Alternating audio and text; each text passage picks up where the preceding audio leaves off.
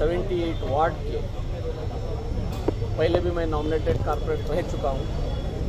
आज हमारे एमएलए और हमारे एक्स मिनिस्टर बीजेड ज़मीर अहमद खान साहब के तरफ से और अखंडा श्रीनिवास मूर्ति साहब की तरफ से जो मुझे भरोसा और जो एक यकीन दिया गया है आने वाले कॉरपोरेशन के सियासी मैदान में तुझे उतारेंगे बोलकर, उस उम्मीद से मैं आप लोगों के ज़रिए से इस वार्ड के पूरे वोटरों से गुजारिश करता हूं कि जो 70 पर 8 वार्ड है फेजर टाउन, उस वार्ड के जो भी मसले मसाइल हैं आप लोग मेरे से रब्ता कर सकते हैं और आप लोगों के मसाइल हल करने की मैं कोशिश करूँगा। Sir, already existing corporator Congress का है यहाँ पे, फिर क्यों आप टिकट का मुतालबा कर रहे हैं?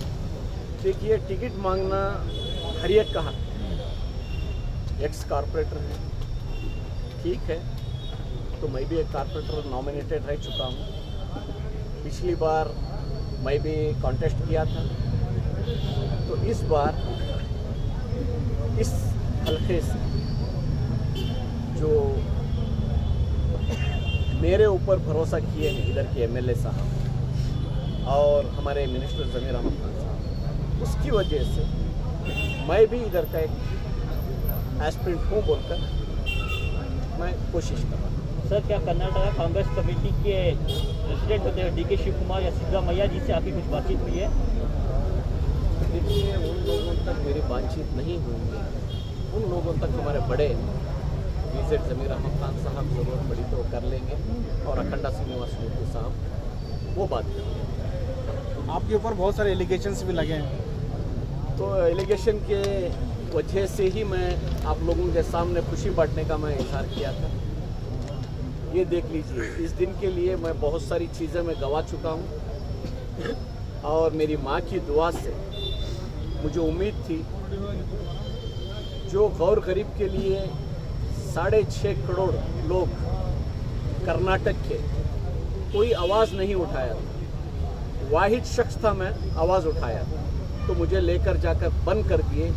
उन गरीबों का मसले को दबाने के लिए मुझे बंद किया गया, उसका जीता जागता सही सबूत इधर है, देख लीजिए, इसको आप रिकॉर्डिंग भी करें। क्या है उसके बारे में बताएं। ये CBI से आपको भी मालूम है, अल्लाह अल्लाह के फजल से ये केस जाने के बाद 10 से 15 साल लगता है, उधर से 2.5 से 3 साल के अंदर CBI वालों ने कोर्ट के अंदर NOC डाला है कि मुजाहिद के ऊपर कोई ऐसे एलिगेशन नहीं है, सिर्फ ये 15 मुजाहिद है वो ज़मीन बेचा है IMA को, सिर्फ इतनी गलती है, ज़मीन बेचने की गलती की वजह से उनको बंद कर दिया गया है, उनको केस में इन्वॉल्व कर दिया गया है। तो इसके लिए उनको इस केस से आप निकाल कर आप इनको सरकारी गवाह बना सकते हैं ताकि उन गौर गरीब को पैसे दिलवाने में इनकी मदद की हमको ज़रूरत है बोलकर उन्होंने नो ऑब्जेक्शन कोर्ट में डाले।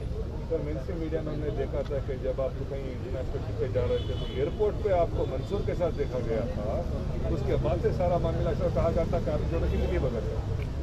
तो वही तो लोगों को बेइज्जती करने के लिए 10 मिनट का काम है, ये इज्जत कमाने के लिए मैं 25 से 30 साल अरसा लगा दिया था। अभी देखो, ये हक बात बोल रहा हूँ ना, बहुत देरी से लोगों तक पहुँचेगी।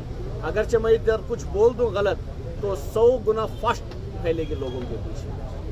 अफवाहों के पीछे हमारी कौम ध्यान जितना देती है उतना हक के पीछे दे देगी, तो इंशाअल्लाह मेरे जैसे कई लीडर्स आगे बढ़कर कौम की खिदमत करेंगे।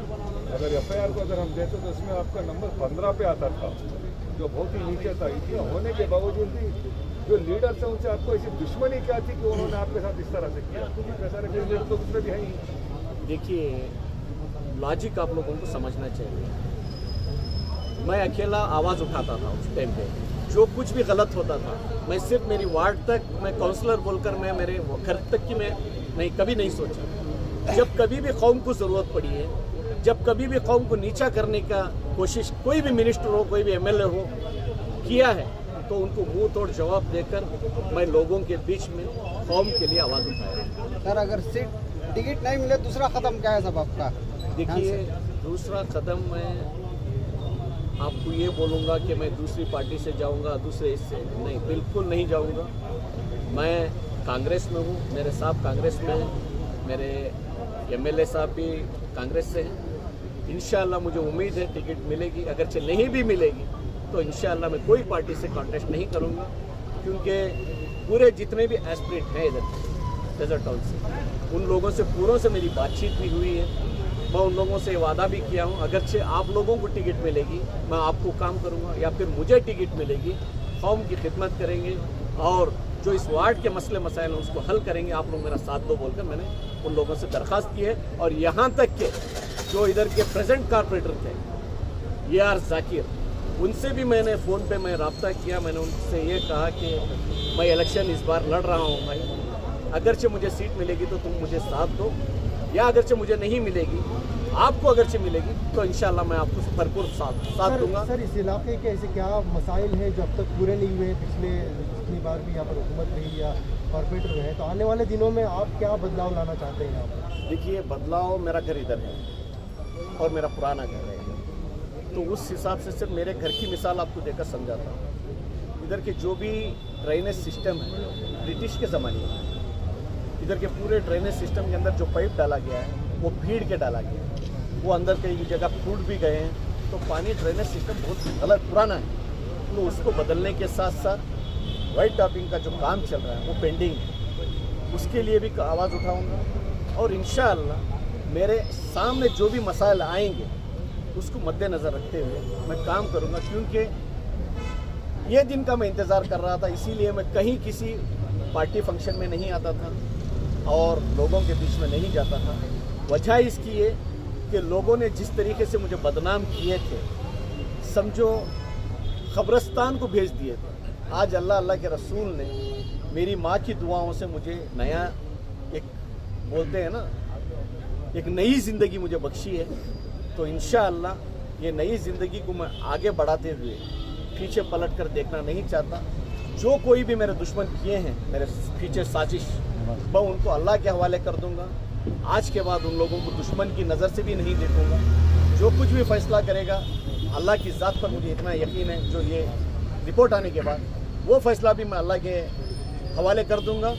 और आने वाले दिनों में लोगों के मसले मसाइल हल करने के साथ साथ दुश्मनों को गले लगाकर चलने की कोशिश। मुजाहिद साहब, IMA इन्वेस्टर्स के लिए आप पूछ रहे हैं, आवाज़ उठा करके तो मैं जेल गया, उस आवाज़ को दबाने के लिए तो भेजे। जब से मैं जेल गया उसके बाद कौन एक वाहिद शख्स बताइए इस IMA के लिए आवाज़ उठाकर उनका हक दिलाने के लिए आगे आया है? एक नाम मेरे सामने गिनवाइए। आप जेल से वापस आने के बाद खामोश हो गए?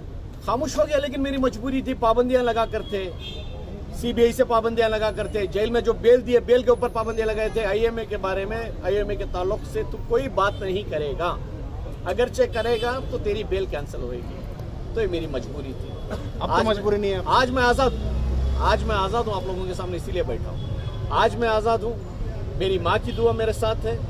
और कौम के उन गौर गरीब के लिए, बड़े लोगों का तो छोड़िए, उनके पास दौलत के अंबार रहेंगे, लेकिन जो गौर गरीब के लिए मैं आवाज़ उठाया था, उन लोगों की दुआ का नतीजा मैं आप लोगों के सामने जिंदा बैठा। आप क्या करेंगे? या फिर कोई दूसरा होता सुसाइड कर लेता। आप क्या करेंगे? अब मैं यही करूँगा इंशाअल्लाह। उन CBI ऑफिसरों ने मेरे से दरख्वास्त भी किए हैं कि आप एक सरकारी गवाह बन जाएंगे तो इंशाअल्लाह IMA के इन्वेस्टरों के लिए एक मदद साबित होगी बोलकर, इंशाअल्लाह उसके बारे में सोचकर बड़ों से राय मशवरा करके उन लोगों को साथ देने का फिर से मैं कदम उठाऊँ। जिन लोगों के लिए आप जेल गए थे, अभी आप पे पूरा खुलासा हो चुका है, अब सरकारी गवाह बनने का भी आपको ऑफर आया है।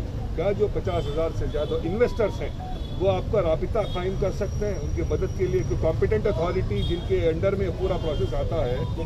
देखिए, उनको इंडिविजुअल आकर मेरे से मदद नहीं ले सकते, क्योंकि ये केस कोर्ट में होने की वजह से कानून के ज़रिए से ही उनका केस हल हो सकता है। तो कानून को जो मेरे से ज़रूरत पड़ेगी, जो मेरी मदद की उनको ज़रूरत पड़ेगी, उसका ताउन मैं भरपूर कानून को करूँगा। उसके ज़रिए से आवाम को पैसा मिलने जैसा एक कोई कदम उठा सकता। सर, आखिरी सवाल आपसे, क्योंकि 2-3 हज़ार करोड़ का एक घपला जो बताया जा रहा है, जो मंसूर के जो प्रॉपर्टीज़ को जब्त किया जा रहा है, क्या आपको वाकई लगता है कि जितना कम से कम उसका 50% भी रिकवरी हो सकता है? ऑनेस्ट आंसर दीजिए इसके बारे में, क्योंकि लोग इतनी उम्मीद में बैठे हैं, बच्चों की शादियाँ हैं, स्कूल्स हैं, उनके शादी, कई सारे अस्पताल के ऑपरेशन हैं। उम्मीद तो बेटे कम से कम मेरा 50% तो मिल जाए, 40% तो, क्योंकि अब जो स्टेटमेंट आप दे रहे हो लोगों में उम्मीद आ जाएगी कि कोई एक आया है हमें दिलाएगा।